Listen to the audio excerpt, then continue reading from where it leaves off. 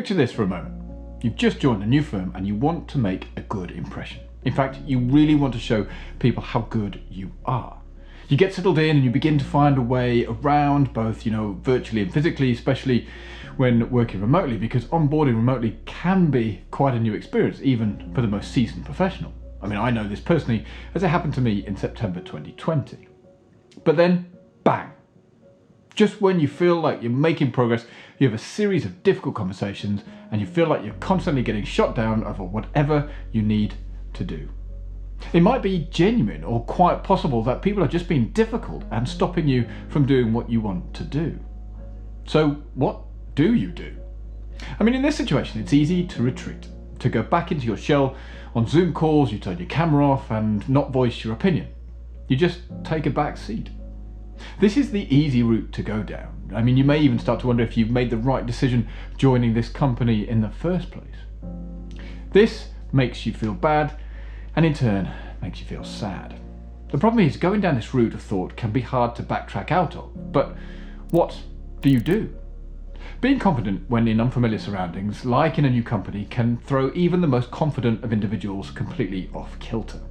If inner confidence doesn't come to you naturally, there are ways to give yourself a jump start and in turn improve the chances of making a great impression at your new company. My go-to is what I call channeling your inner FU. Now, I don't want to swear because this is a child-friendly channel, but this is the voice inside, the one that's called The Chimp by Dr. Stephen Peters, that says, stuff anyone else, I can do it. For me, it's about turning that frown upside down and proving others wrong. It gives me the proverbial kick up the arse that you need. You may also hear it described as the fuck it moment. That moment where you think, stuff it.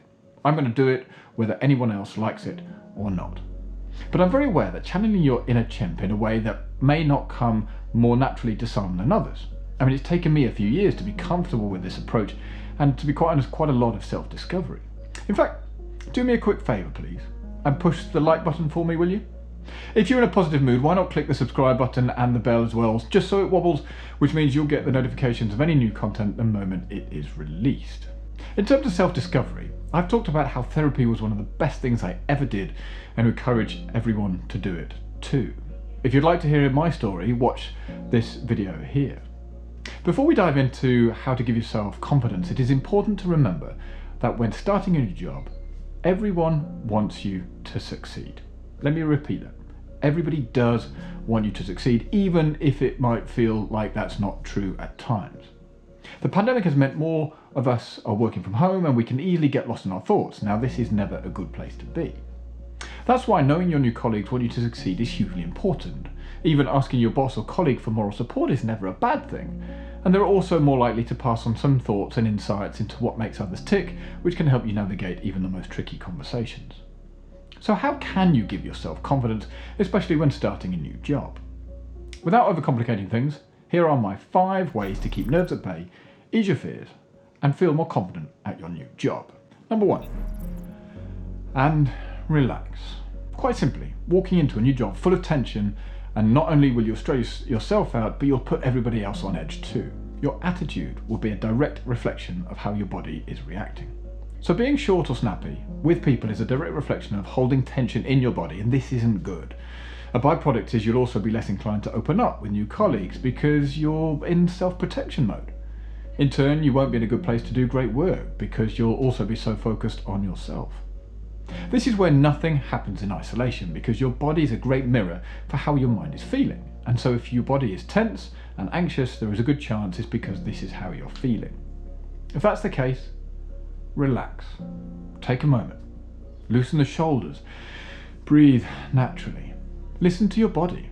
And when it feels like it's becoming tense and tightening up, make a deliberate choice to loosen up and relax. Just let it go. There are some great breathing exercises you can do, although just be prepared because sometimes they can make you feel rather silly, so perhaps do them in the privacy of your own home. Number 2, remember. Let's be honest, the scariness of a brand new job in a big new company can easily make you forget why you are doing this in the first place. I mean, all the excitement and buzz and the lead up to joining immediately gets swapped with fear, trepidation, right from day one. So it's helpful to remember why you are there in the first place. Straight off the bat, Remember that you're in your new workplace because you were selected, quite possibly over tens of other candidates. Yes, that's right, they chose you. You are the best person for the job, don't forget that. This ties in quite nicely with my inner FU approach. Your employers, including the one you've just joined, have faith in you and want you to succeed. And it is their job to help you flourish in the role. But don't forget that. Actually, scrap that. Remember why you got excited about landing the job in the first place. Whether it's because of what you get to do, how you get to grow, the value you get to bring, or the difference you get to make. These are all things to focus on and remember. Number 3, trust the process.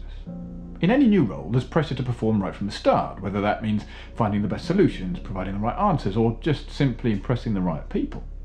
But perhaps the most important thing you need to remember in any job is that you don't need to have all the answers. In fact, acting as though you do is really just using bull and bluster to keep people from thinking you're not good enough. I've often talked about how leaders don't need to know all the answers and being vulnerable is actually a good thing. I've also talked in the past about how using the copy and paste approach is never the right way to go. What worked in your previous place will not necessarily work the same here. That is, unless you've got exactly the same factors, exactly the same variables, and exactly the same individuals, which quite frankly never happens. So don't make that mistake. Also, nobody expects you to know everything. When you are faced with something you don't know about, sometimes the brave thing is to tell people you're still trying to figure something out and that you'll get back to them with an answer. Then, trust yourself enough to use everything you've got to navigate through one step at a time.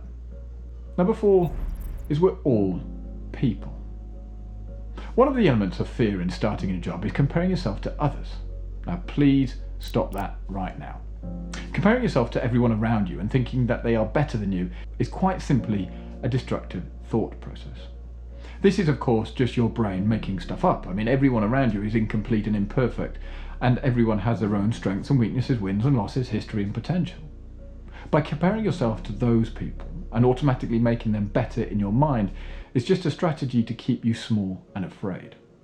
This also pushes you into a fixed mindset approach too, so please don't go down that rabbit hole. The truth is, we are all people, and we've all been in a new job before. So the next time you find yourself clamming up with new colleagues because you think they're better than you, just smile and remember that we're all in the same boat. Number 5, the new norm. Simply put, new is scary. But being frank, that's just how it should be. If it weren't scary, it would mean we've all done it before, or simply following to the letter what somebody else has already detailed out. And to be fair, that doesn't sound like much fun at all, right? Plus, the phrase that comes to mind is the one that my father told me when I was battling with my accountant's exams at Ernst & Young. He said, anything worth having in life is hard work, otherwise everyone would have it. Now, it didn't necessarily help at the time, but I am very thankful for that now. It was a simple but effective way of saying you just need to keep going. It wouldn't be an understatement to say that your brain lights up like a Christmas tree when you are in a new and stressful situation. This is accentuated when the outcome is uncertain, such as starting a new job. But your brain is doing what it's supposed to do. The real problem here is thinking that the fear and anxiety is a problem. It isn't. It's perfectly normal. When the part of you that is scared starts to scream at you, take a moment to pause. You may even need to give yourself physical room to do so. By taking a moment, giving yourself space, you can also reassure yourself that you've come this far and now is not the time to give up. You've come too far to quit now. I promise, with time, the fear of this will pass. And that's it. Remembering that starting a new job can be daunting, but these feelings can be accentuated if things don't go as well as you'd like in the beginning. But this is not the time to shrink away from a challenge. If you are feeling less than confident, there are techniques at your disposal which you have just been through that can help you regain control and become your truly confident self. It may not feel like it, but everyone wants you to succeed, and backing yourself through instilling confidence is a very positive step. But with that, if you liked this video, I would highly recommend this video here where I talk about how to cope when feeling like going nowhere fast. I think you'll find it really useful. But with that, have a great day, and I'll see you all in the next video. Cheers.